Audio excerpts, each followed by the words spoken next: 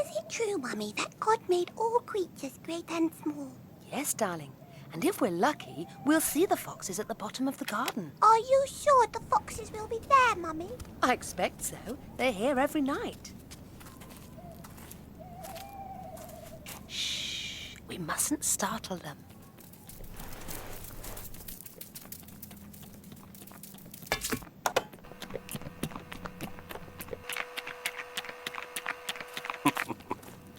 Clever little blighters, aren't they? What's that one doing, Daddy? It's sort of getting the other one ready for the lady fox. It's called a fluffer. Are you sure that one's not hurt? No, quite the opposite, actually. Do you think they mind us watching? Oh, no. They probably get a kick out of it.